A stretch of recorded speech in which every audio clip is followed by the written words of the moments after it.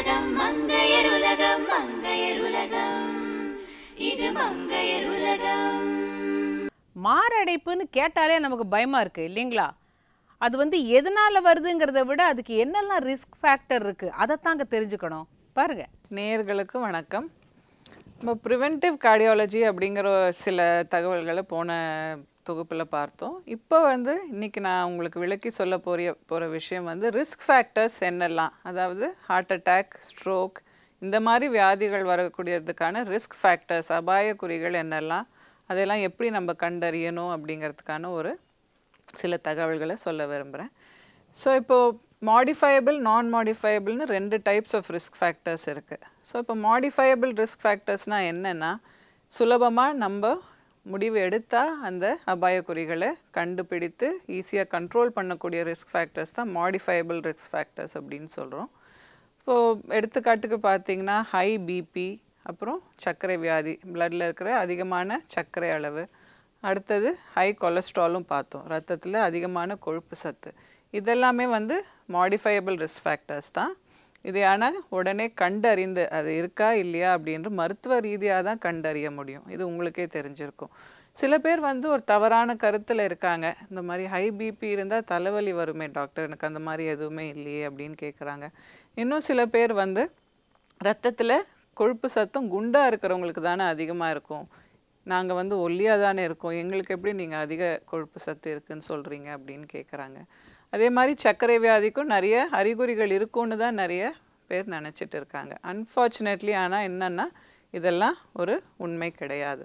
So இப்போ பார்த்திங்கன்னா high BP, அதாவது ரத்த கொதிப்பு இருக்கிறவங்களுக்கு முக்கால்வாசி பேர், ஏன் 99% மக்களுக்கு அது இருக்குன்றதுக்கான அறிகுறிகளே இருக்காது. தலைவலியோ இல்லை ஒரு மயக்கமோ இல்லை எந்த மாதிரியான ஒரு இடையூறுமே இல்லாமல் நல்ல ஹெல்த்தி இண்டிவிஜுவல்ஸாக தான் அவங்க இருந்துகிட்டு இருப்பாங்க. அதே மாதிரி ரத்தத்தில் கொழுப்பு உடல் பருமனை சார்ந்து வருவதில்லை. ரத்தத்தில் இருக்கிற கொழுப்பு சத்து ஒல்லியாக இருக்கிறவங்களுக்கும் வரலாம், உடல் பருமன் இருக்கிறவங்களுக்கும் வரலாம், அதாவது குண்டாக இருக்கிறவங்களுக்கும் வரலாம். ஸோ அதையும் நம்ம டெஃபினட்டாக செக்கப் பண்ணி தான் கண்டுபிடிக்க முடியும். அப்புறம் சர்க்கரை வியாதியும் சொல்கிறோம் இல்லையா, சர்க்கரை வியாதி வந்தால் நமைச்சல் எடுக்குதுன்னு சில பேர் சொல்கிறாங்க, சில பேர் மயக்கம் வருதுன்னு சொல்கிறாங்க. இதெல்லாம் சில பேருக்கு தான் இந்த அறிகுறிகள் இருக்கும். மோஸ்ட் ஆஃபன் இந்த மாதிரியான அறிகுறிகள் எதுவுமே இல்லாமல் சைலண்ட்டாக, எந்த அறிகுறியுமே இல்லாமல் வர்றதுனால தான் இந்த 3 வியாதிகளுக்குமே சைலண்ட் கில்லர்ஸ் அப்படிங்கிற பேர் உண்டு. சரி, அப்போ இது எப்படி நம்ம தெரிஞ்சுக்கிறது, எப்படி இது இருக்கா இல்லையா, நமக்கு இந்த ரிஸ்க் ஃபேக்டர்ஸ் இருக்கா இல்லையான்னு தெரிஞ்சுக்கிறதுன்னு பார்த்தீங்கன்னா, 40 வயதுக்கு மேலே டெஃபினட்டாக கண்டிப்பாக அனைவருமே ஒரு வருடம் ஒரு ரெகுலர் பிளட் டெஸ்ட், ஒரு ஹெல்த் செக்கப் பண்ணி இந்த மாதிரியான ரிஸ்க் ஃபேக்டர்ஸ் இருக்கா இல்லையா அப்படிங்கிறத கண்டுபிடிச்சிக்கலாம்.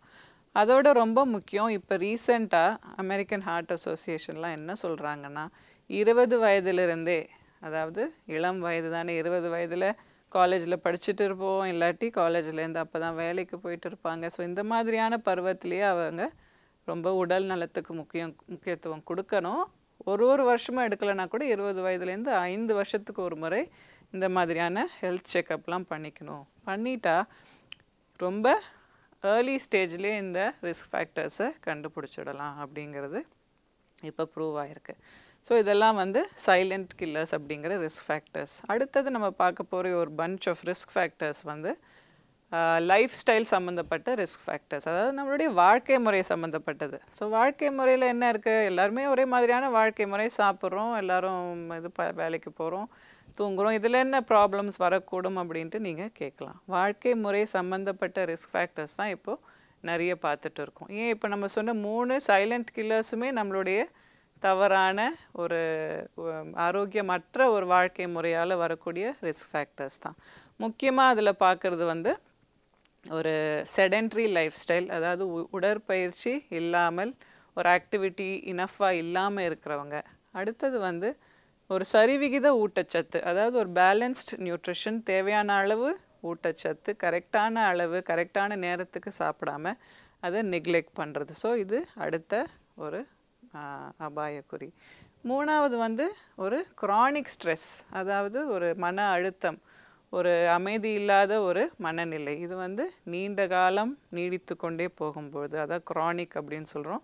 அக்யூட் ஸ்ட்ரெஸ் அப்படிங்கிறது எல்லாருக்குமே வரும், ஒரு சமயத்தில் வரும். திடீர்னு ஒரு அதிர்ச்சியான ஒரு தகவல் கேட்டால் அது அக்யூட் ஸ்ட்ரெஸ் அப்படின்னு சொல்கிறோம். அது வந்து ஒரு few days or maximum 1 week 2 weeks அதில் அந்த அக்யூட் ஸ்ட்ரெஸ் யூஸ்வலாக போயிடும். நம்ம பேக் டு நார்மல் லெவலுக்கு நம்ம மனநிலை வந்துடுது. ஆனால் இந்த க்ரானிக் ஸ்ட்ரெஸ் அப்படிங்கிறது இருக்கிறதே நிறைய பேருக்கு தெரியாது. அந்த க்ரானிக் ஸ்ட்ரெஸ்ஸோடையே அவங்க வாழ்ந்துட்டு இருப்பாங்க, வேலை பண்ணிகிட்டு இருப்பாங்க. ஸோ அந்த க்ரானிக் ஸ்ட்ரெஸ்ஸை நம்ம முதல்ல கண்டுபிடிச்சி அதையும் குணப்படுத்தணும், குறைக்க ட்ரை பண்ணணும். ஸோ இது ஒரு முக்கியமான ஒரு அபாயக்குறி. ஸோ இது வரைக்கும் பார்த்தது உடற்பயிற்சி இன்றியமையாமை, அப்புறம் அந்த சாப்பிட்ற முறையில் வந்து ஆரோக்கியமற்று இருக்கிறது, 3வது க்ரானிக் ஸ்ட்ரெஸ். அடுத்தது பழக்க வழக்கங்களும் இதில் சேர்ந்து வந்துடுங்க. உங்கள் எல்லாருக்குமே தெரியும், புகை பிடிப்பது அப்படிங்கிறது ஒரு முக்கியமான ஒரு உயிர்கொல்லி பழக்கம் அப்படிங்கிறது.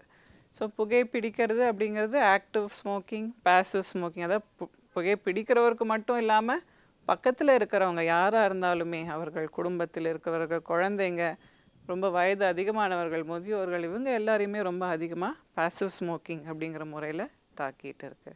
அடுத்தது மது பழக்கம். ஸோ இப்போ அது ஒரு பெரிய ஒரு சமுதாய ஒரு கேடாக இப்போ நம்ம பார்த்துட்டு தான் இருக்கோம்.